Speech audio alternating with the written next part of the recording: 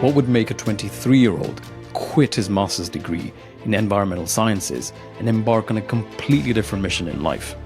A mission to stand up for those who are routinely oppressed and brutally murdered by taking non-violent, direct action, following in the footsteps of revolutionaries like Mahatma Gandhi and Martin Luther King. Enter Robert Gordon, a private school graduate who has everything going for him and the prospect of the most comfortable life a person could ask for.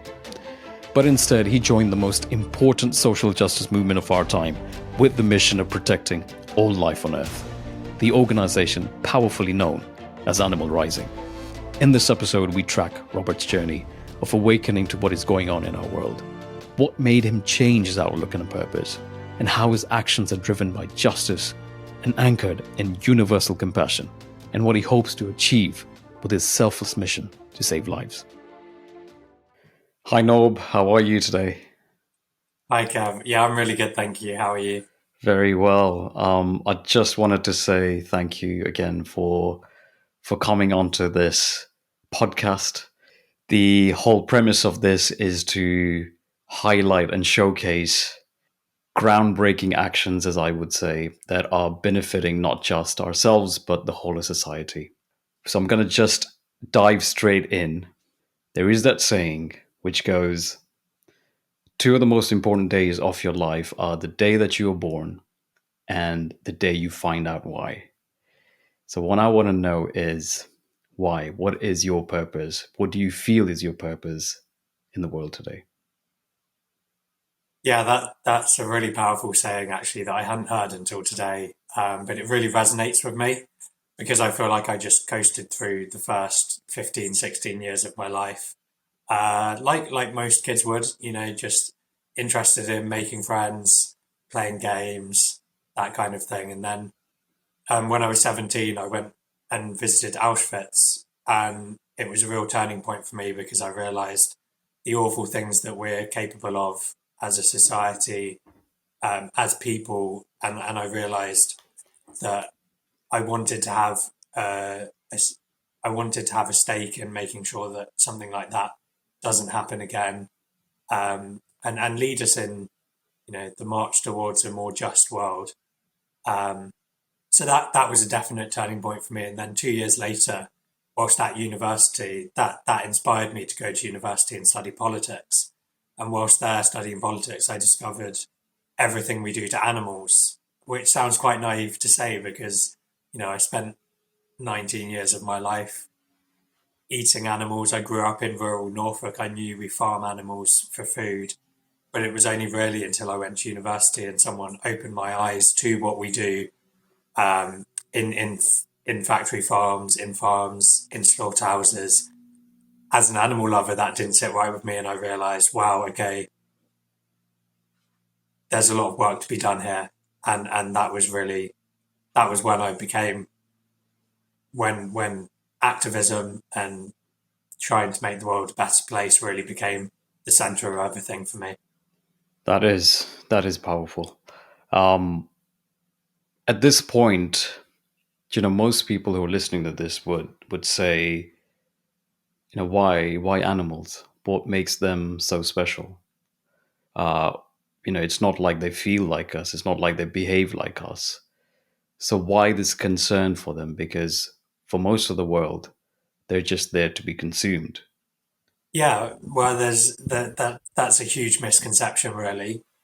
I think culture dictates who we eat.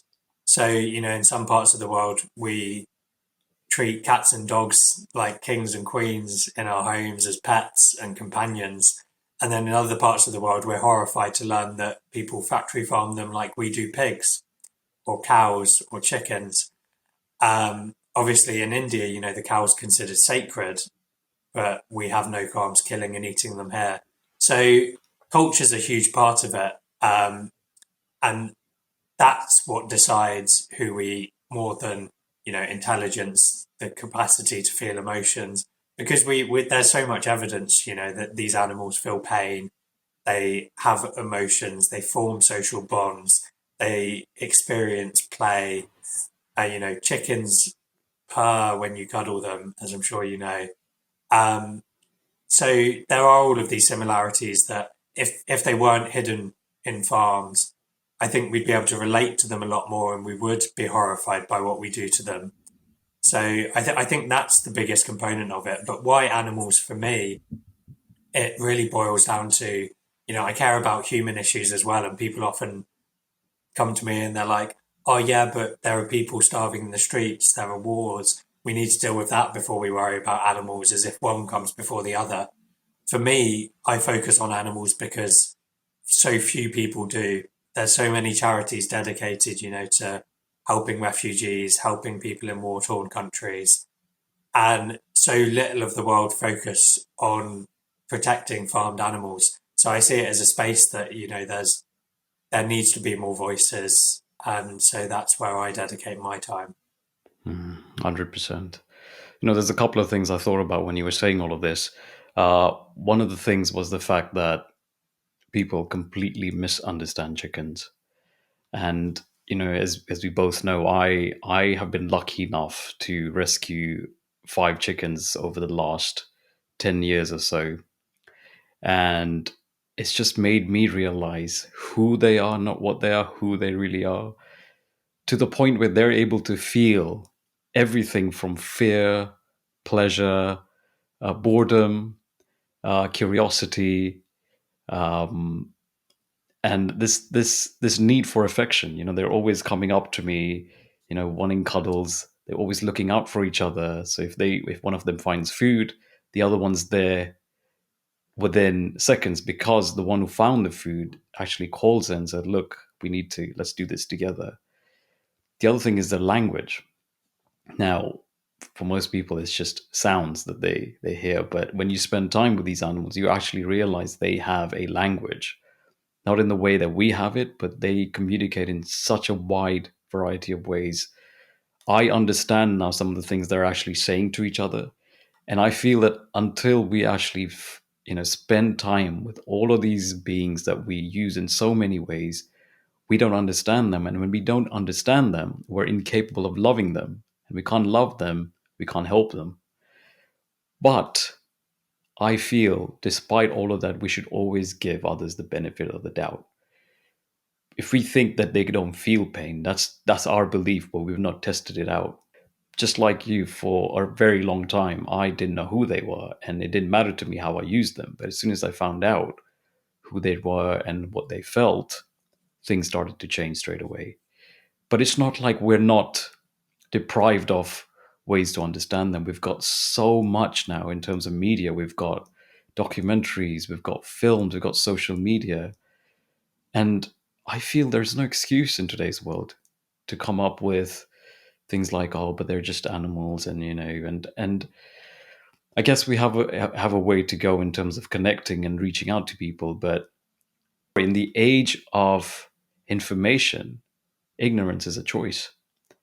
And that's what I feel most of us want to be. We just want to be ignorant of what's going on. And secondly, going back to your point of how we relate to animals, and how, a lot of people say that, why not help people? Why not help human charities? But again, to that, I just wanted to add that the way we disconnect with animals, and the way we put them on our plates and on our bodies, and their corpses and their secretions, is actually a fundamental way of disconnecting with the whole of nature, and beyond that, other humans as well. And I feel that when we're able to disconnect with something so fundamental, then we're able to disconnect with a lot of things in society and nature, and to the point where we just don't care. But I feel on the flip side, if we are able to connect to what we're eating or who we're eating, and thinking, what are we doing? Then all these other dimensions start opening up, because we start feeling and thinking, okay, how are they feeling? What are they doing? Because again, before we can actually help someone, we have to put ourselves in their shoes. And if we are unable to connect with even what we're doing in front of us, how are we ever going to connect with people halfway across the world, right? And just to add one other thing to this, is the fact that we don't have to pick and choose who we help, right? We can help animals and other humans. But there's this widespread belief that, oh, if you're doing one thing, we can't do another. Helping nature and animals is an everyday thing, that can easily be done, as we're gonna discuss. But no, thank you for that. That's a really important point. But what I want to do is understand you as a person. What makes you tick? What makes you do the things that you do? Tell me about your life before then, in terms of how you just went about your life. And I know you kind of mentioned that a little bit, but what was the contrast like in terms of what was like life like before that moment? And I know it's just not one single moment for any of us. It's a transition. But at a fundamental level, what are the main differences between what you did then and what your plans were for the future and what you're actually doing now and how you're spending your time? Yeah, well, I would say it's quite a distinct shift. So before, I had my eyes open to all of this suffering, and I was really motivated to work to change that. Uh, I won't lie, I spent most of my life playing video games. I'd get home from school, fire up the Xbox, or sit on my PC, and I could quite happily, play until 4, 5 a.m.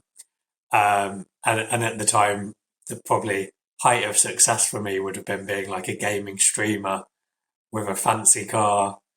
Um, and it can be more different now. The the shift.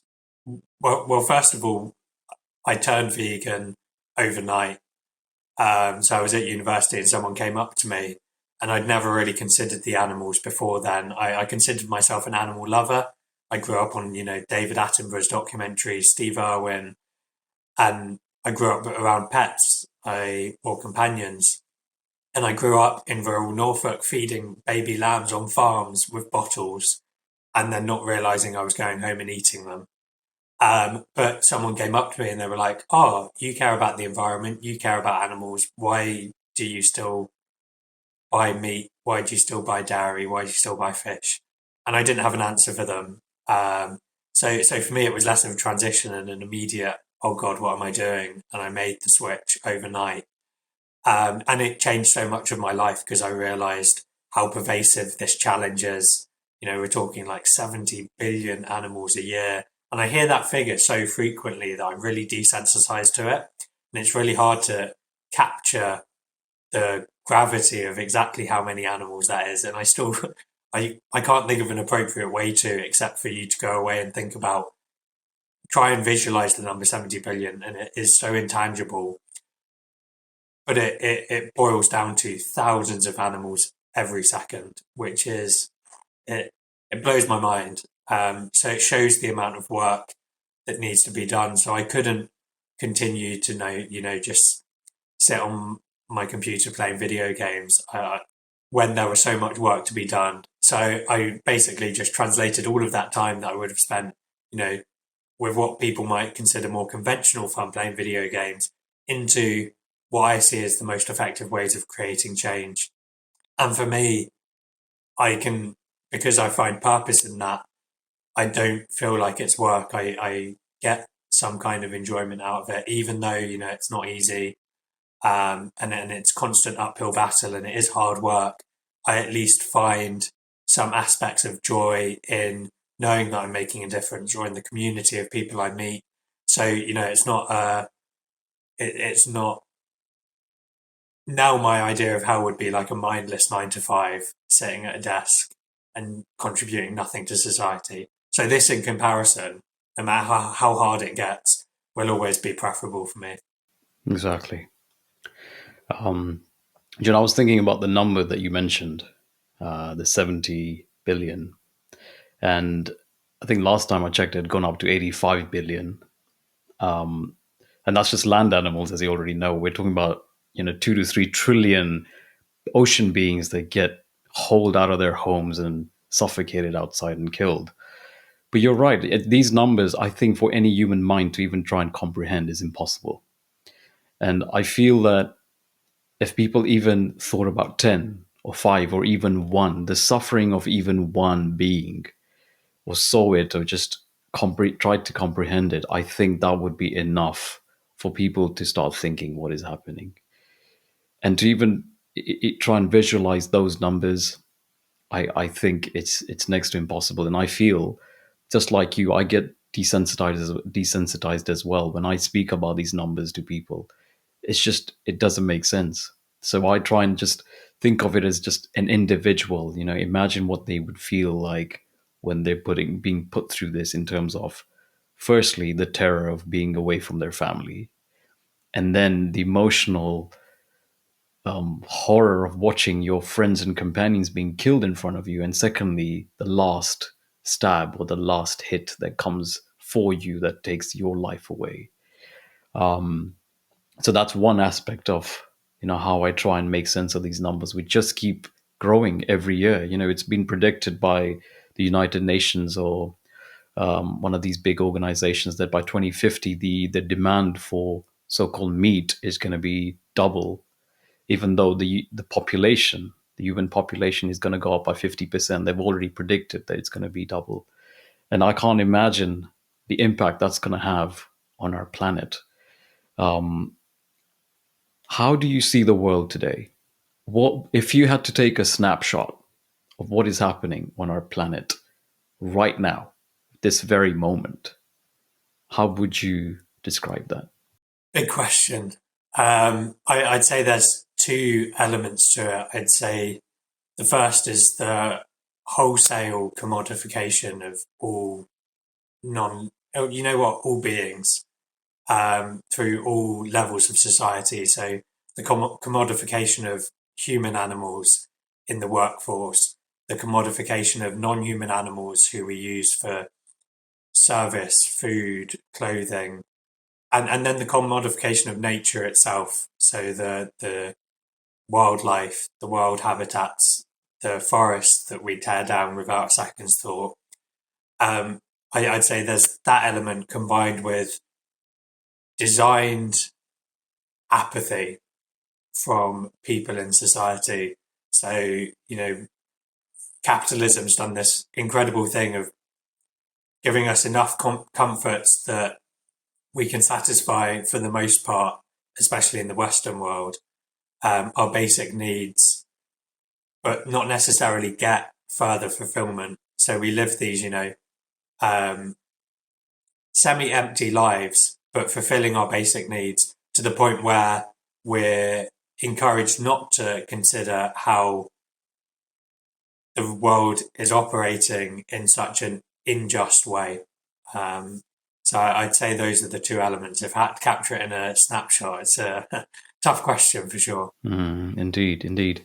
If you were to try and capture what is happening with our natural ecosystems in terms of our life support systems, so when it comes to rainforests and oceans and climate, how would you describe, not in terms of timeline, because we'll go through that after, but how would you describe, again, in a snapshot, what is happening to our natural ecosystems in terms of what is keeping us alive right now?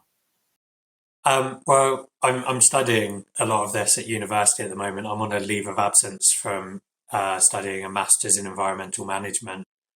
So that time at university gave me a real unique insight into exactly what is happening from a scientific perspective.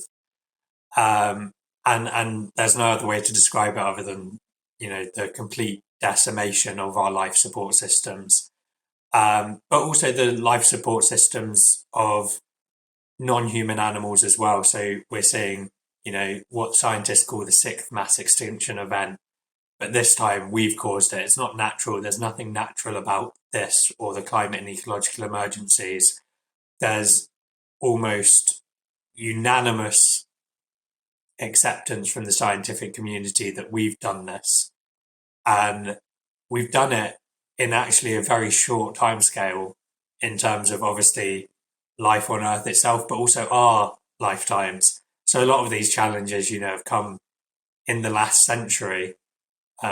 Certainly, some of the things we speak about or hear about most in the news, like factory farming, plastic use, all of these are relatively new inventions that are decimating the natural world in an unprecedented way. Um, So yeah, our life support systems are collapsing. What we're doing, regardless of its impact on us, is this inherent moral wrong, and that the commodification of nature, animals, human and non-human, is at the root of all of this, and is at the root of this decimation. And that if we redefine that relationship, if we rebuild that relationship, reconnect with the natural world that gives us life, then we can address the root of the problem. Indeed, indeed. And I feel that most of us don't realize the reason we're living right now and breathing right now is because of the natural world.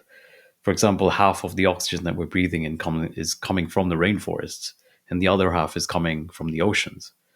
And as we both know, when and if we destroy all the rainforests in the world and empty the oceans of life, then what are we going to breathe?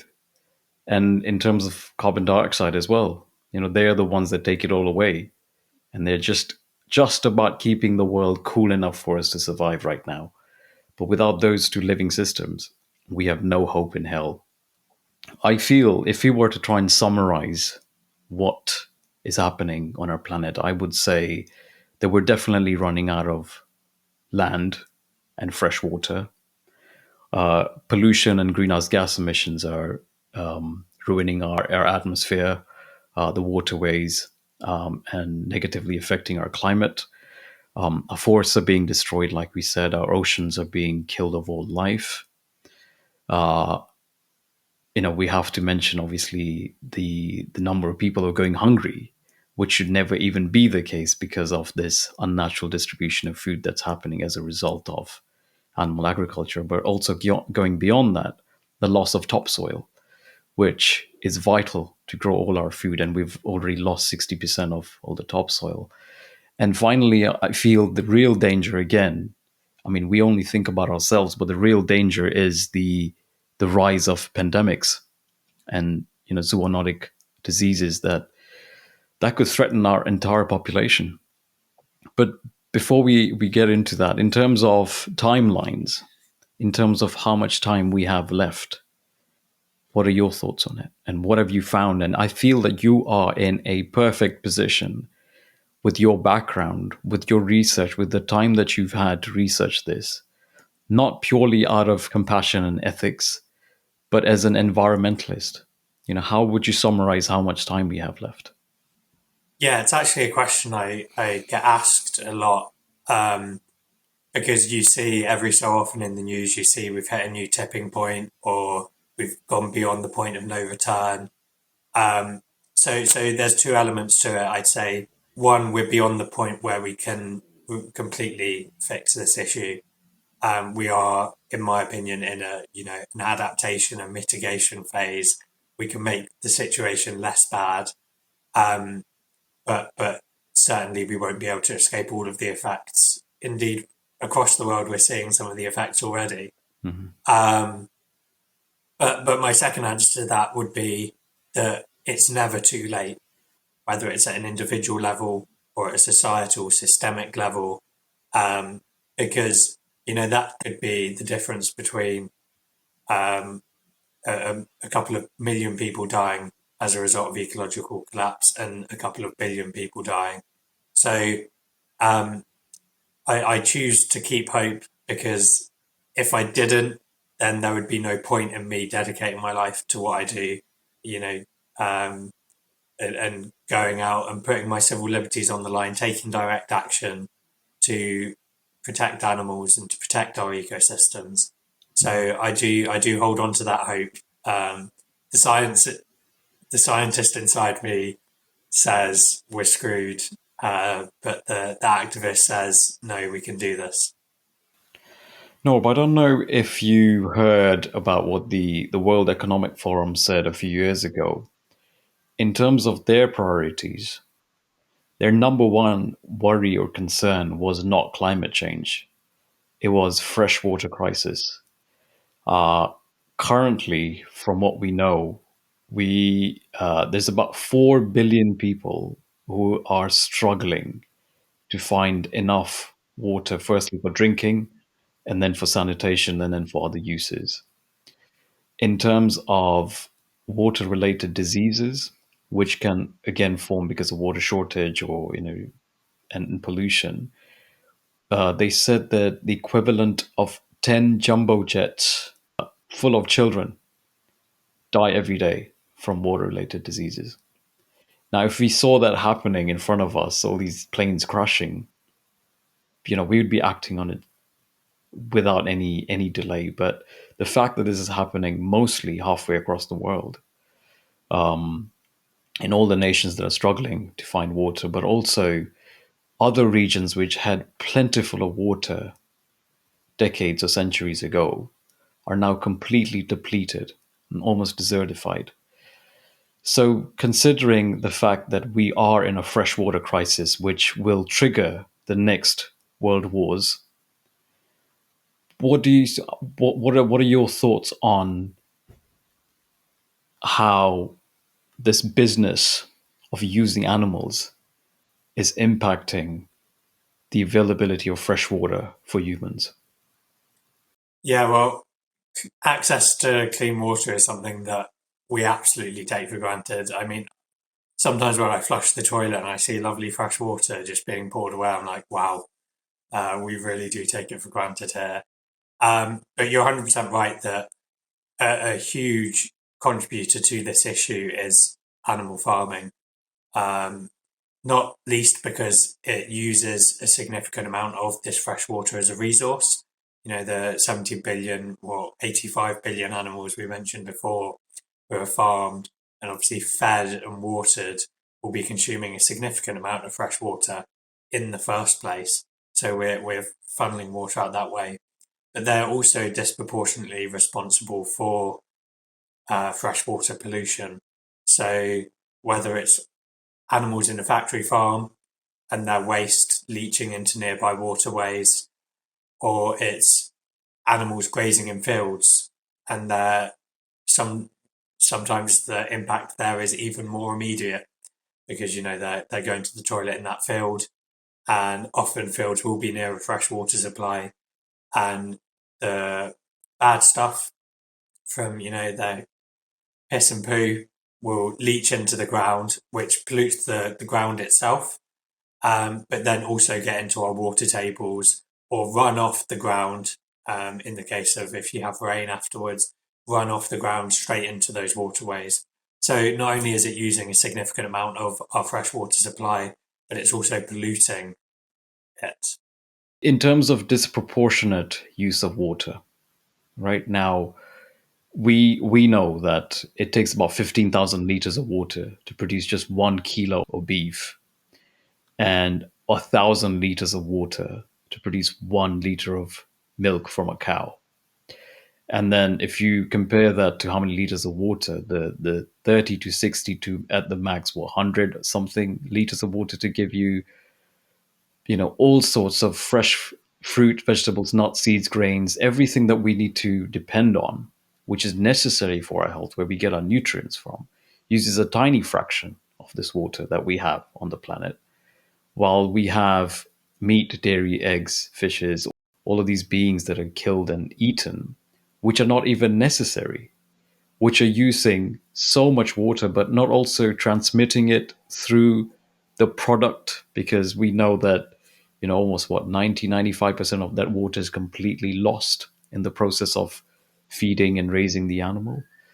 I think this, if more people knew about it, if governments and organizations worked on this rather than trying to even, is it desalinization, that you take water from the energy that you need just to desalinate. Only the rich nations can firstly afford it, but imagine the pollution and the global warming that would happen as a result of desalinating water for so many people.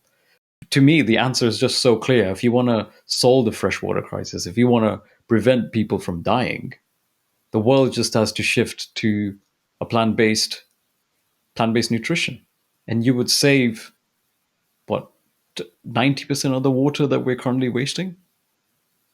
Yeah, well, it is an incredibly inefficient form of producing calories. Not just for Mm, water use, but transitioning to a plant-based food system would make um, our food production across all, land use, water use, energy use, so much more efficient. We're in a situation where, more than 80% of all farmland goes towards producing meat and dairy, but they provide fewer than mm, 20% of global calories. So you've got this huge inefficiency that's built into the system that, again, as you say, is mirrored in inefficient water use. That if we transition to a plant-based food system, which would meet our nutrition requirements, and you know what, I've been vegan 7 years, would be just as bloody tasty. Um, if we did that, we'd free up all of that water, uh, potentially averting that water crisis you speak about. But we'd also free up that 80% of farmland, and only a fraction of it mm, would then have to be used to produce um, grains, pulses, fruit, vegetables for us. And mm, yeah, it's a no brainer for so many different reasons. And as well, if you freed up that land, for example, you'd have a huge amount of space to restore to nature, to return to nature, which would have the dual impact of mm, enabling biodiversity to thrive once again, so potentially reversing that sixth mass extinction we find ourselves in, but also the opportunity to draw down significant amounts of carbon and other greenhouse gases from the atmosphere that we know is necessary to reverse the climate crisis, and also to produce fresh, mm, clean air for us. Um, because, as well as water being a huge threat, air pollution, as well as killing thousands of people every day, and in some parts of the world is a leading cause of death. mm. Indeed. What would you say to people who say, but we've got enough water, we've got enough fresh water on this planet to sustain us? Or they say we've got enough land to sustain us. What would you say to these people who ask you that? Well, I'd say they're mathematically incorrect. We know that we're using, two, three, four Earth's worth of resources, and a huge part of that goes towards animal farming and fishing.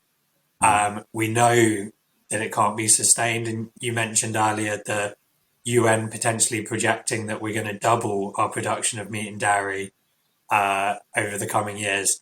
It it's a mathematical impossibility. We don't have the space, we don't have the land, we don't have the water, the resources to be able to do that. Um, so it is a case of we're burying our heads in the sand now, but we will. There will be a point we come to where we realise we've gone too far.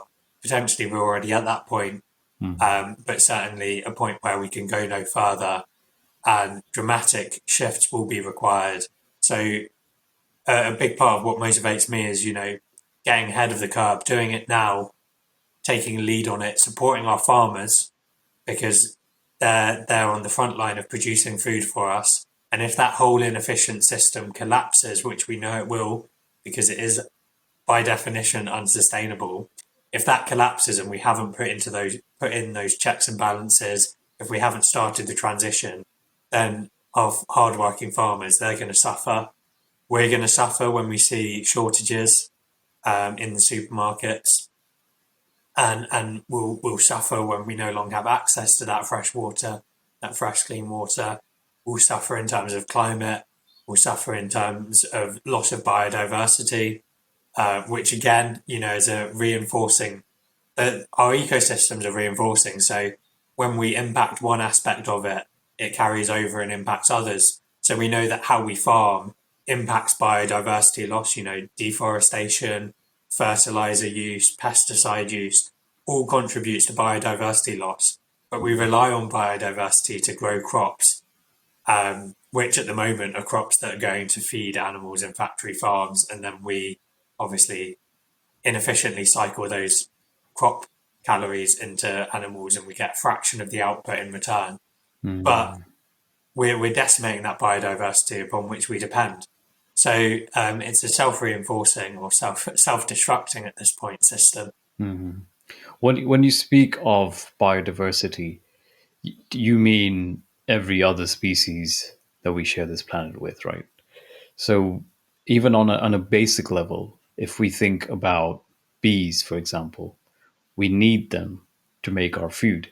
They are the pollinators, right? And if we get rid of the bees, which we're doing right now with pesticide use, with monoculture, where's our food going to come from, right?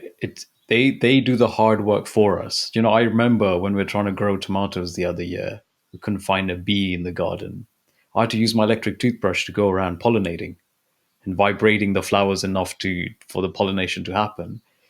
If there's not enough wind to do that, or just the master pollinators there to do it for you, there's going to be food shortages everywhere. It's already started. The insect apocalypse, as they call it, right? Without them, everything else starts to collapse.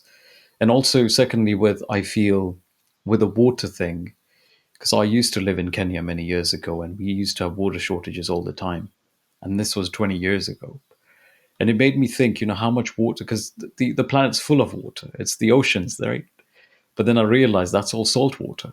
And in fact, fresh water only comprises, what, 3% of all the water on the planet? And out of that, 60% is locked up in glaciers and snow. So that leaves 1% of all water on the planet available as fresh water that we can use and survive on. So we are really in a depletion mode to the point where if we drain the rivers and the lakes and the aquifers, without the water cycle being restored, which we've disrupted because of climate change, there's no recycling of water for us. If we hadn't disrupted that, we'd still have fresh water going through. If we hadn't heated up the climate, the snow would still be there. But everything's melting away. And what we have, the limited amount we have, we're literally draining out for meat and dairy. Historically, I remember this little account that I read about the Aztecs in and how they used to live on this island in Lake Texcoco, and their place was called Tenochtitlan. And the Spanish invaders came and they massacred all the inhabitants. They drained the lake, and then Mexico City was born from it.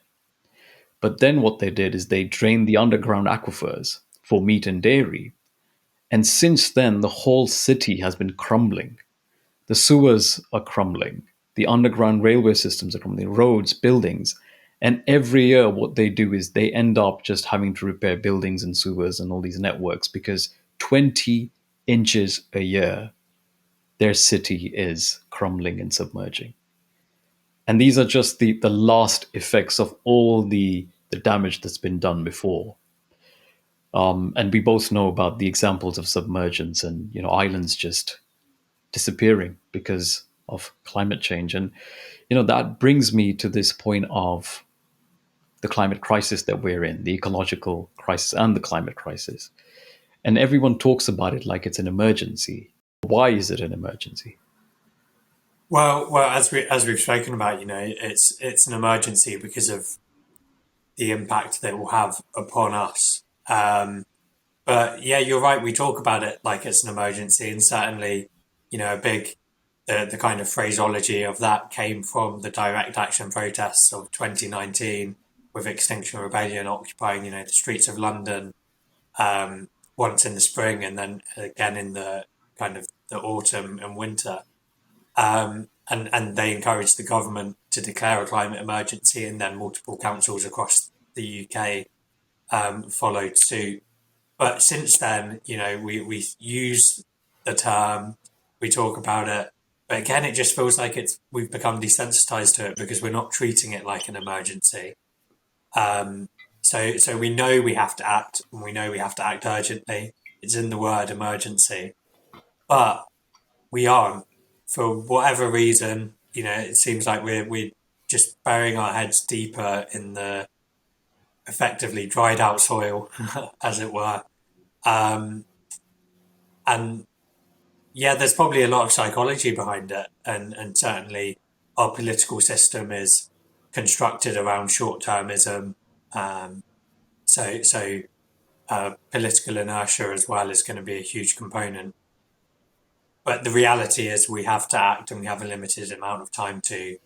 Um, and we've seen examples of where a government can act quickly and almost in crisis mode. You know, we see it during wartime, but most recently we've seen it during COVID. You know, if the government truly believed we were in emergency, if they were listening to their scientific advisors, maybe we should be having emergency climate briefings every fortnight, every week, like we had with COVID.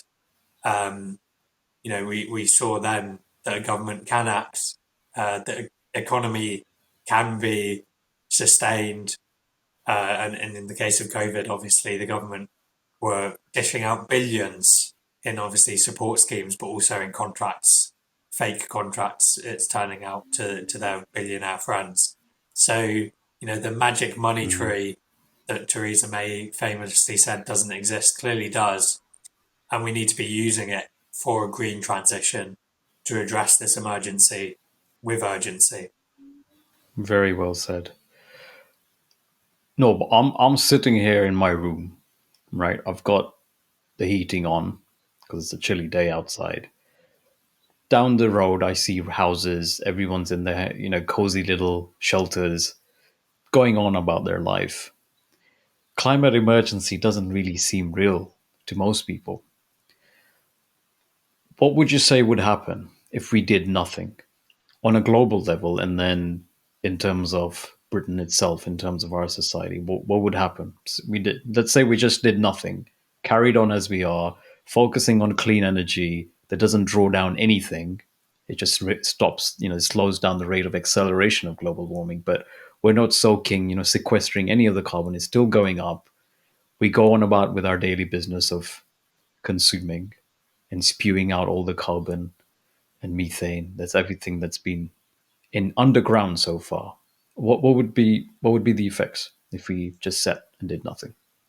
Yeah, so if we just continue with the status quo as it is now, you know, I can put that data into a graph for you, but it would mean nothing. In terms of concrete outcomes that you know are almost certain at this point, if we don't take actions now, we're going to see within the next few years severe crop failures, which will have a tangible effect on availability of food. So what that will look like in our part of the world will be, you know, empty supermarket shelves, potentially even rationing, um, potentially even violence breaking out over something that we take for granted at the moment. Um, you're going to see increasingly bad air pollution, you know, smog, people increasingly suffering from breathing related illnesses. You're going to see obviously water reservoirs running out. Um, it will impact every layer of society, is what I'll say. You know, we can bury our heads in the sand now, and we can pretend, but those the impact will catch up to us, and it will, in my view, and certainly this is informed by the science. You know, it will tear the fabric of society apart to the point where you know everything will change. So it's effectively a case where we make the changes now comfortably and safely, or we have them made for us later. And there was an article in the Guardian today actually talking about um, mitigation tipping points almost. So we talk a lot about climate tipping points, the kind of the points of no return. So whether that's the sea ice melting and releasing significant amounts of methane, or it's deforesting past a certain point where we just see runaway climate change. But they were talking about um, the opposite. So things we can change now that would have rapid and tangible effects. And I think the three things were changing fertilizers, green transport, and meat and dairy alternatives. So, effectively non-animal alternatives, things like lab-grown meats, which aren't really commercially viable right now, but precision fermentation is the up-and-coming thing, which is effectively brewing meat and dairy that taste the same but uses a fraction of the energy. It's a natural process, uses a fraction of the land, water, just far more efficient and produces the same great tasting product. Um, for a fraction of the price environmentally, socially, but also financially. So effectively, there are these changes we can make at a societal level that really will have a huge impact to prevent the worst of the climate and ecological emergency. Mm. And just adding to the possible consequences, I wouldn't say possible, I think it's already happening. The other, on a global level, if we let climate, if we let the climate emergency carry on, we're going to see more and more places becoming uninhabitable. We saw our summer last year; it derailed us. You know, I couldn't even go to work some of the days, and that frequency and the number of days and the intensity is just going to keep going up every single year. But going beyond that, the flooding. You know, we have so many houses and homes in England flooding away, which not only become, you know, no one's going to buy them, but also the problem with insurance. No one's going to cover that anymore.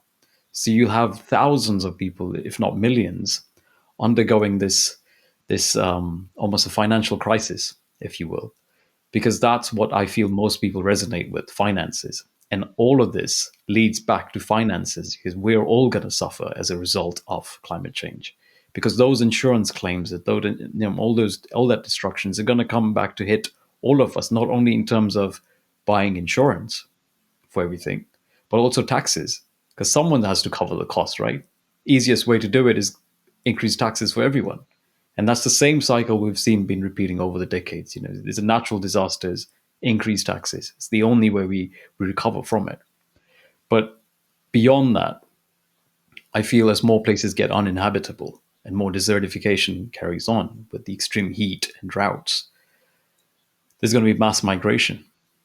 You know, we freak out when 1,000 refugees end up on our shores. Imagine 100 million refugees, eco refugees, trying to find a home, trying to protect their families. That would completely disrupt, as you said, society, the socio-political landscape. It would shatter it. But this is where we're heading. We've seen that happen. And going back to those three things about what you mentioned in the Guardian,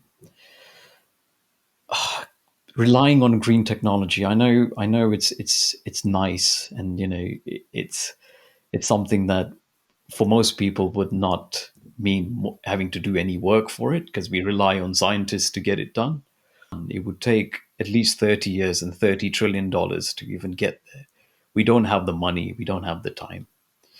When it comes to fertilizer, again, we use tons of artificial fertilizer, spewing out methane, nitrous oxide along the way. That's making it even more of an emergency because these two gases are even more potent than CO2.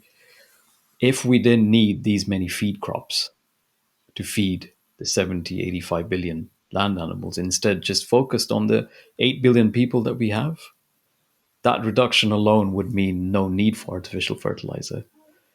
And thirdly, just like you said, meat and dairy, transitioning away from meat and dairy and focusing not only on awaiting for lab grown meat, but even the things that we've survived on for thousands of years and millions of years, right? Grains, lentils, seeds, nuts, fruits, vegetables, everything we can think of. So you're right, there is a solution. It's staring at us from our plates.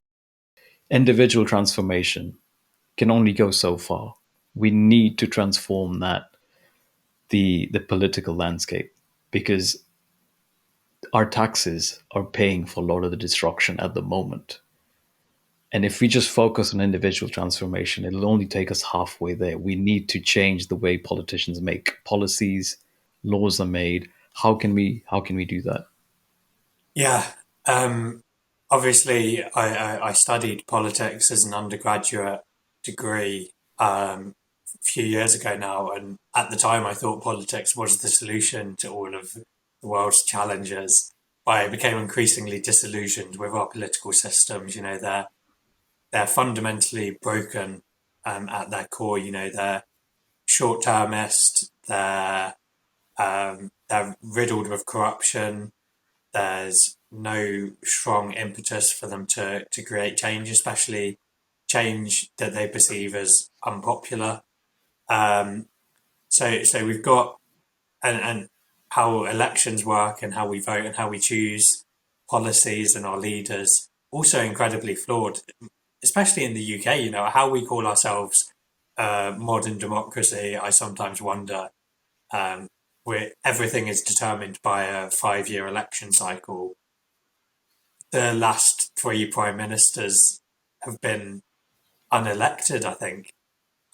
If you look at Boris, uh, Truss, and Rishi, um, Rishi, I saw a post today. You know, he's now got more fixed penalty notices than he's won elections, which is absolutely hilarious, but also terrifying at the same time. Mm. So we need a whole wealth of reforms to our political system if we're going to continue with it.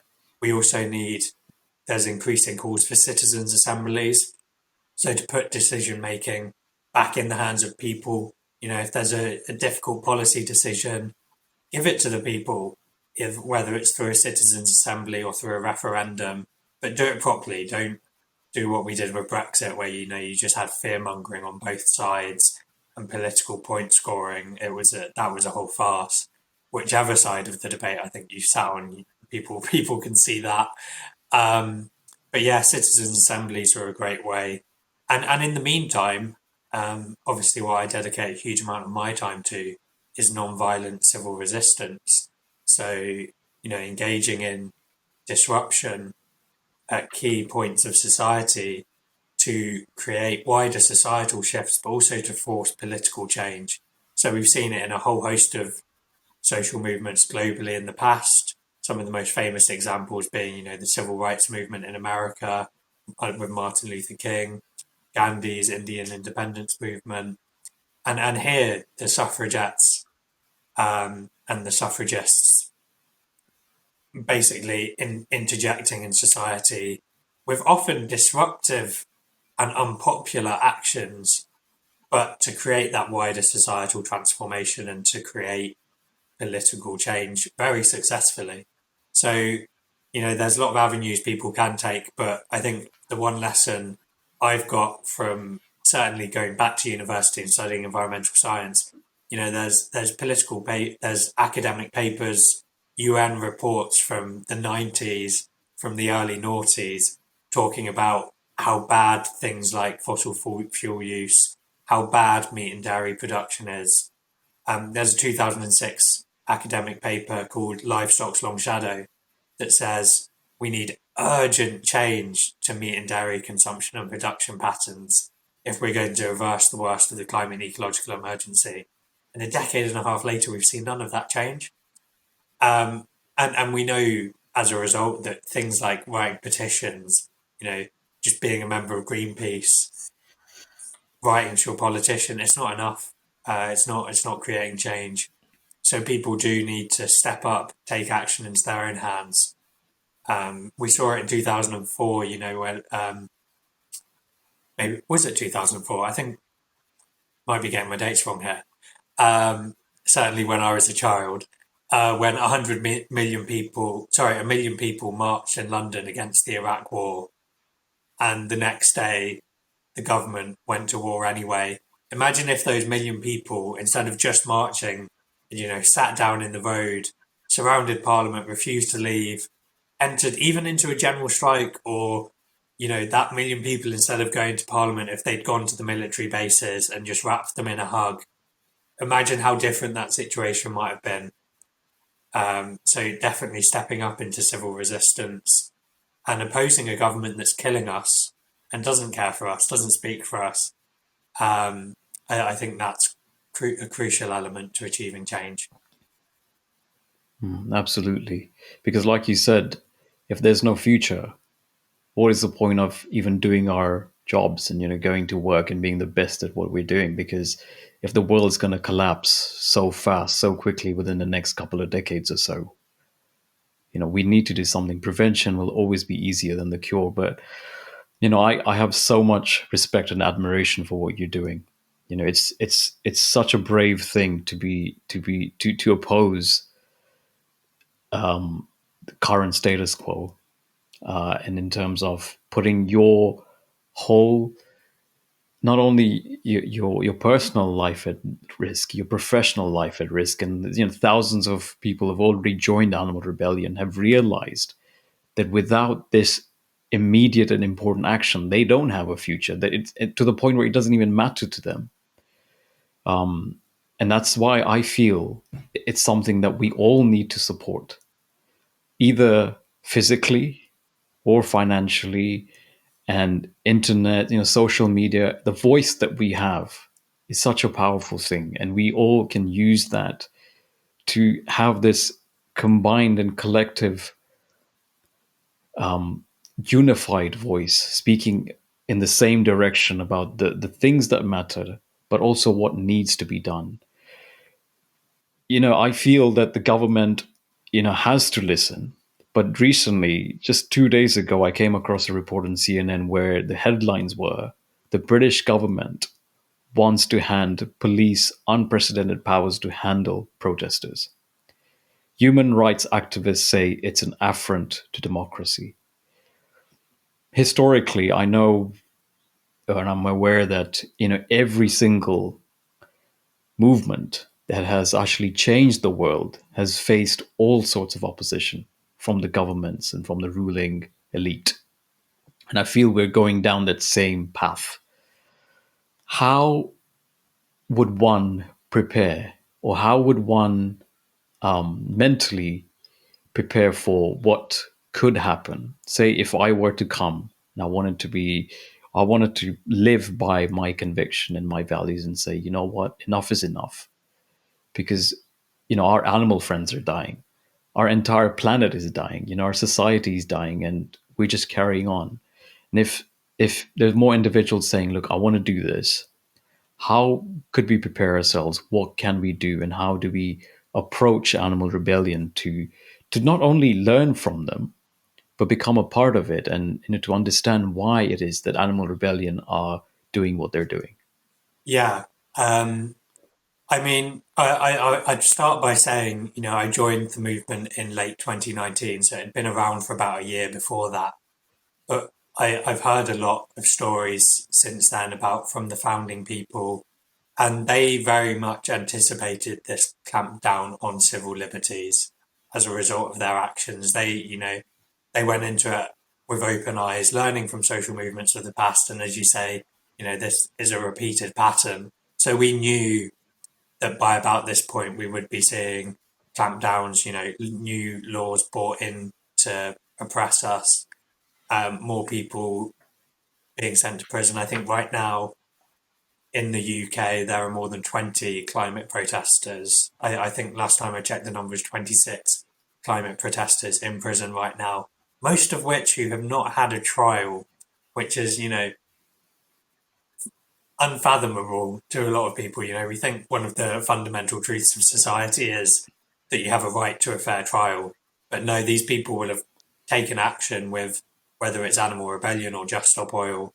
And due to their actions, without trial, they'll have been put in prison, and are there now. And certainly one of my friends from Animal Rebellion, Lewis McChesney, um, he has been in prison since July without a trial. His face went viral when he tied his neck to a goalpost at a football match, a Premier League football match. Um, and so there's that very scary element to it. And every time I take action, I know I'm risking my civil liberties. Um, but at the same time, I've been doing this for 3 years now, and I still haven't been convicted, for example. I've been arrested multiple times, I've been charged multiple times, but I haven't yet got a criminal conviction, which I anticipated having by now, admittedly. But even if I did, it's low level offences. It's things like blocking a public highway, it's aggravated trespass. Sometimes it might be criminal damage. But these are all things that ultimately, yes, maybe now I won't be able to get a high flying job in some stock market job. Maybe I won't, some doors will have closed to me. But ultimately, what is the point of those doors if I'm opening them into a climate and ecological catastrophe? Um, I mean, even my year long degree, my master's degree at Lancaster, I didn't finish that because I know what point is this piece of paper, this degree certificate that I'll come out with in a world where we don't have a livable future, because that's what it boils down to now. And that's the language used in scientific, objective scientific reports is the difference between a livable and an unlivable future for so many millions of people. So, it's a small sacrifice to make. Certainly it's one that people have to make for themselves. And certainly every movement I've been involved in will help you make an informed decision. We don't want people, just making a snap decision that they'll regret. We want people to go into it with open eyes, knowing what they're balancing up and you know, what is at stake. Because, people are spending time in prison, which we don't do for fun. Um, we spend nights in police cells that again we don't do for fun. Interacting with police alone is horrific, and increasingly we see why with more and more cops being outed as outright criminals, with no respect for process, no respect for law, no respect for the public they're meant to serve. So it's definitely not a decision to take lightly, but it's one that we want to empower people to be able to take, with their eyes open. And certainly everyone, I would say without hesitation, everyone I know who has stepped up into action with Animal Rebellion, who have stepped up alongside me, have not only not regretted it, but have found it incredibly empowering in all aspects of their life. You realize how controlled we are to maintain the status quo, how many impositions there are into our private lives. And the second you step out of that comfort, step out of your comfort zone, and you start to take action, it's a really liberating and powerful feeling. And the community you meet as well, the friends you make, there really is nothing like it. So you're doing something with purpose, you're living in line with your values, and you're doing it alongside like-minded people, and yeah, it liberates all aspects of your life. And the consequences, yeah, maybe in positions in other parts of your life, yes, maybe some prison time for the majority of people. Thankfully, with like obstruction of highway, aggravated trespass, they rarely, if ever, carry a prison sentence. Um, but yeah, 100% a worthwhile decision. And when the alternative is an unlivable future, as I say, it's also a common sense decision. Um, yeah. That makes it a lot clearer for a lot of people who might not understand why organizations like Animal Rebellion even exist. Say if someone is in the process of wanting to join you, but instead of while waiting for that transition to happen, we can still support the group financially, isn't it? If we were to support it financially, where would the funds go, and how would it help the organization? Yeah, I'd say we're an incredibly good value for money organization. We don't have paid staff, for example, so we're all volunteers. So all of the money that we do get donated goes a long way. What we do isn't cheap. In September, for example, we blockaded the dairy industry for a week. We basically, day after day, we went to dairy distribution centres and basically stopped the supply of about 50% of the UK's dairy to supermarkets, with the intention of causing empty shelves, empty milk shelves, like this really polarising graphic image of people being unable to buy dairy products, um, to raise awareness of the future we'll have in a climate emergency. So that action, the materials involved, the types of things involved were like safe houses for people to stay in, um, equipment from like safe climbing gear to after the first arrest, a lot of people had their clothes confiscated, so we had to go to some charity shops and buy people new shoes and clothes. Um, any food to sustain people, health and safety packs as well, things like sleeping bags to stay warm, waterproofs. All of this, the money really adds up. And as well, if anyone's, on a low income, we do sometimes subsidize travel if people need it. So all of these things go into contributing to make an action possible. And for that, at the end of the day, we need money. Another really good example was just before Christmas, we liberated 18 beagle puppies from MBR Acres, which is a beagle breeding facility that sells puppies when they're about 16-week old to the animal testing industry. So this awful place. And we went inside and we got footage and we got 18 puppies out, but it showed, there was poo in their food and they were eating it. There was no clean water. Left for the majority of the day, and once a day someone might come in and clear them out, but then leave them for another 18 hours. So they live in these horrific conditions, and we went in. But to get in, we obviously needed safe houses. We needed to rent cars for transport to get them safely away from the facility. We had to buy tools like angle grinders, bolt cutters, things like that to get into the facility itself, because these places are like Fort Knox. So yeah, the money goes directly into facilitating and enabling these actions to take place. And from the core team as well, the last place that, to be fair, a lot of our donations do go towards is paying for a core team. So I said none of us are on a necessarily fixed wage, but we do give the people who dedicate their full time to this volunteer living expenses. So a bare minimum amount of money to enable them to work on this full time, to basically enable them not to have a job. So, the basic necessities like food and shelter is covered under those living expenses. And that enables people like me to work full time. And to be honest, beyond full time, I put in 60, 70-hour weeks because it's what I'm passionate about. So yeah, we need the donations effectively to sustain us, and to pay for those actions. But it's incredibly good value for money in terms of output and what we achieve. Thank you. Considering what all of you are doing, considering the lives that you're trying to save, the livelihoods and our own future security that you're trying to secure, every single active member of Animal Rebellion needs to be paid the highest salaries we could think of, because what could be more important in society than protecting life itself? And that is what Animal Rebellion is doing. You guys are protecting life itself.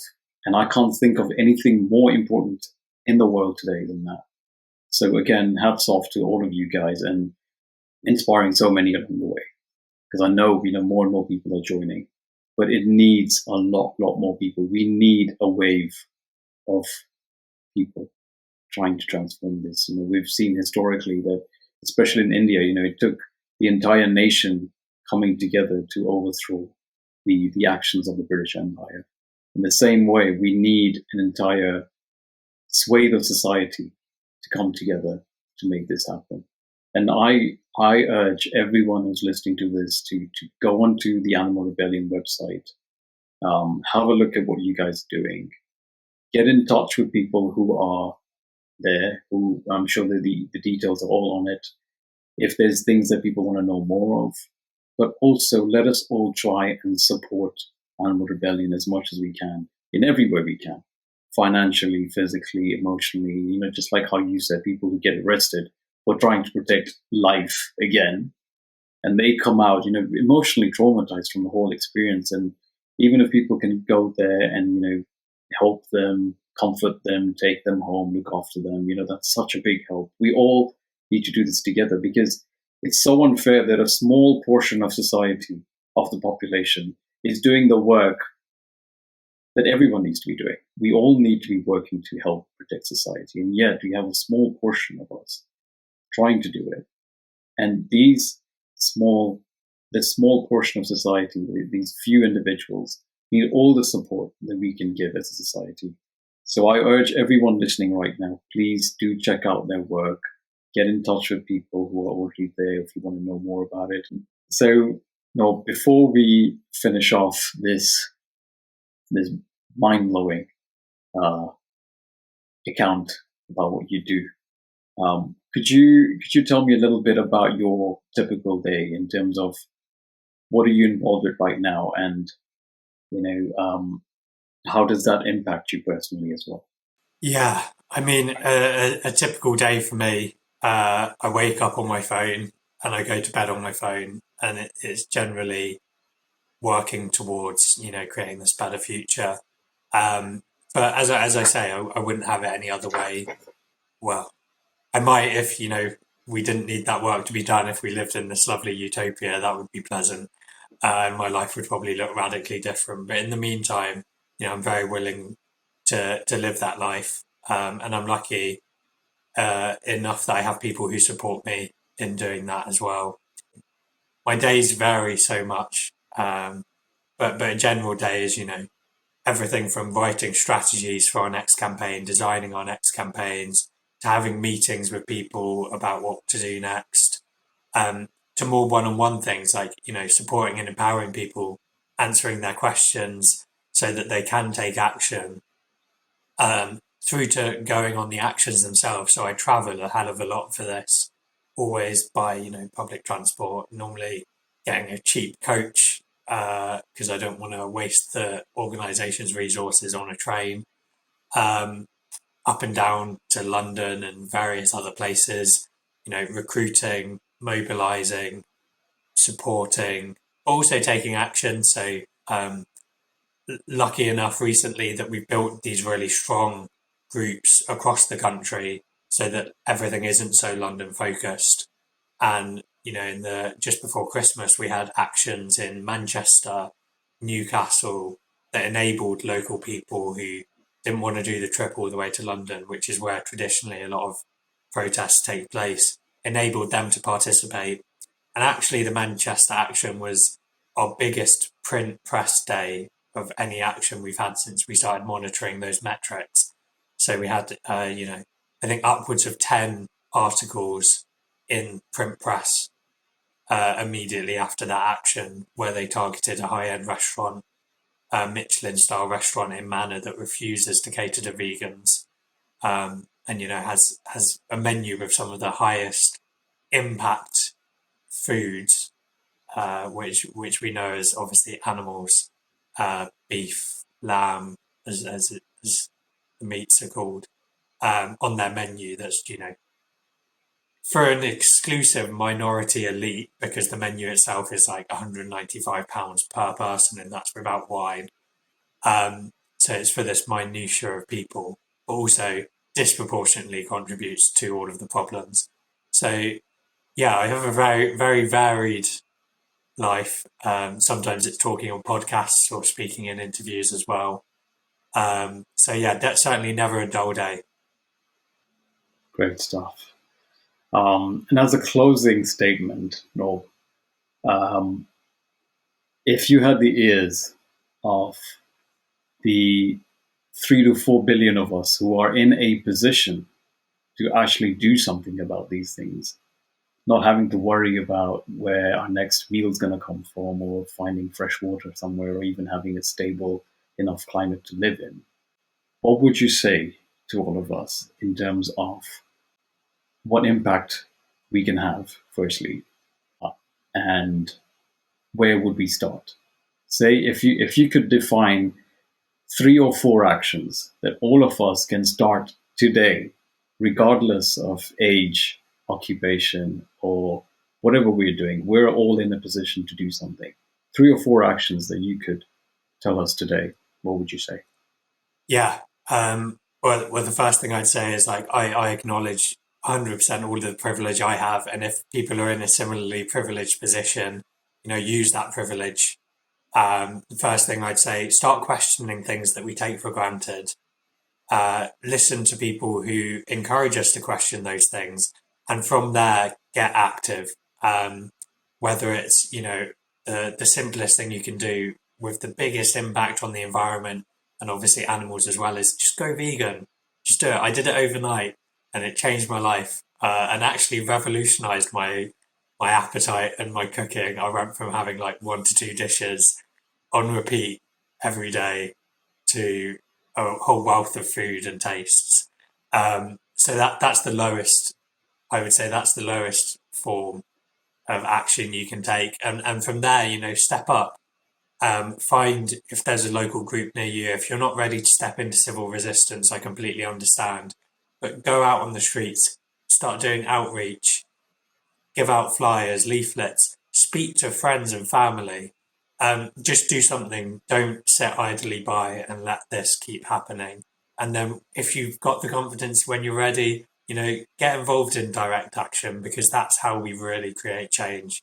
That's how we go from changing individuals to changing the entire fabric of society. And that's where we need to be at, because the amount of change we need to rise to this challenge that, you know, we've really got to the heart to today, like to rise to that seemingly insurmountable challenge, we need everyone. So please step up and get involved. Brilliant. Thank you so much, Noel. All I can say is I'm grateful for the time that you've taken to share your thoughts and your experiences. And I really hope this is the start of something even greater. Hopefully, more and more people will hear this, share this around, and the movement can only build from here. So once again, thank you. And we will definitely be in touch. Yeah. Thank you so much as well for, you know, having this platform. Yeah, we're just getting started. Thank you.